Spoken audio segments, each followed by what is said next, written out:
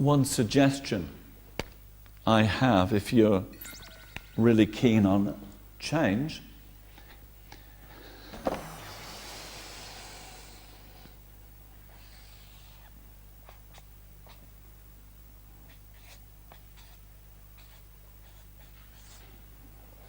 is have a simple diary like that, plus and minus, and 10, 12, 2, 4, 6.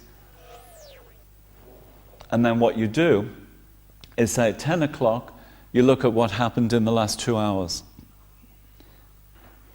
So 10 o'clock, you would check in, and you're not going to do this forever, but if you want to be really clear about what's happening in your mind, you need to do this for a week or two.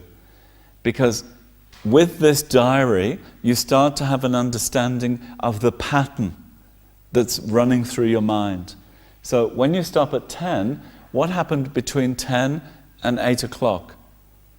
So was I irritable? Was I angry? Did I help somebody? Did I have a positive state of mind?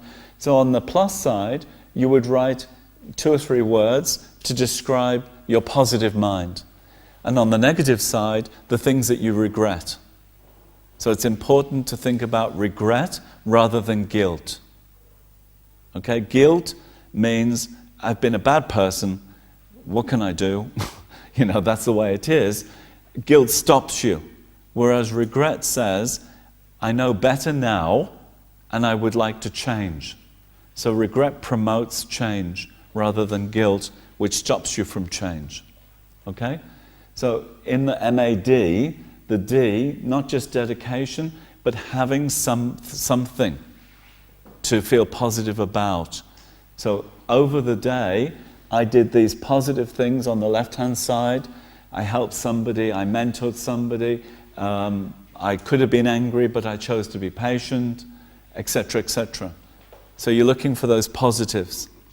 And this is important for you because you're going to find a lot of negative. Once you start researching, you'll start thinking, oh, I did that, and I did this, and I did this. And you start looking at the past and thinking about mistakes you made in the past. So you give yourself, something to beat yourself with, and you think, I'm a bad person. So the purpose of this is not to make you feel that you're a bad person, it's to make you feel that there are things that can be changed to be more positive, to be the person that you want to be. So the positive side is the rejoicing side, the one where you think, that was really good. The negative side is the regret side, so what do I need to change? And rather than on a daily basis, sort of just taking it in the short term, I think it's better to look over a week or two at the pattern that's running through that time. And you may find irritability, or you may find jealousy, or you may find pride.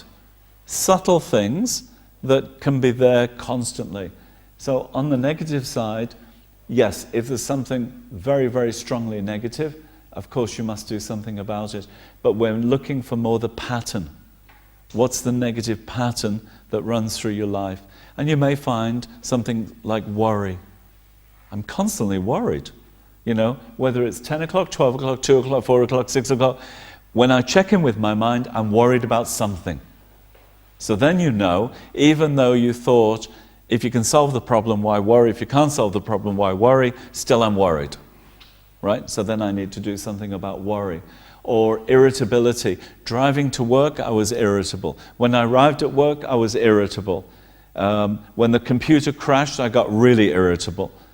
When lunch wasn't ready on time, I got really, it can be like that, and then you realize, it's true, I'm not really angry, I'm not thumping the desk, but I'm irritable on a constant basis. And this becomes the ground, it's like the basis for anger to arise. Anger can easily come from irritability.